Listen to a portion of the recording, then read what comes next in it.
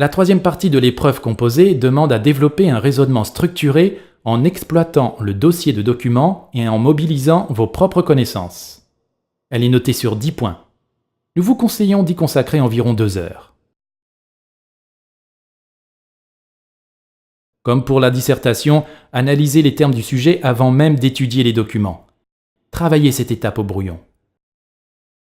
Repérez d'abord les notions qui forment le thème central du sujet, les pouvoirs publics et la redistribution. Puis définissez-les. Les pouvoirs publics renvoient aux autorités à la tête de l'administration de l'État. La redistribution est le mécanisme consistant à modifier la répartition primaire des revenus.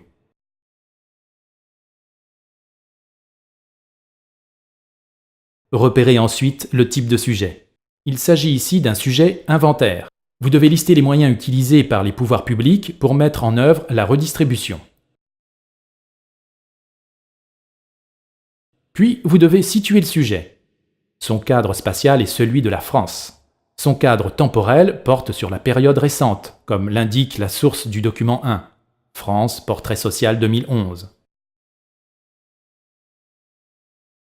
Au terme de l'analyse du sujet, formulez une problématique provisoire sur l'existence de plusieurs types de redistribution pour assurer des risques sociaux et réduire les inégalités.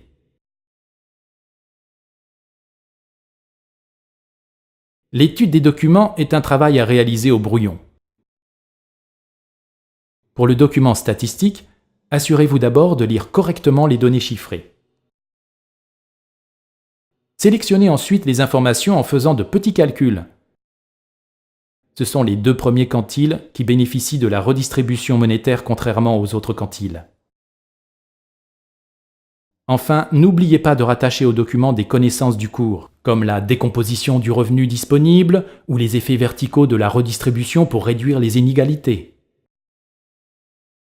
Ensuite, mobilisez autour du document des connaissances du cours, comme la notion de redistribution non monétaire et celle de biens collectifs financés principalement par l'impôt.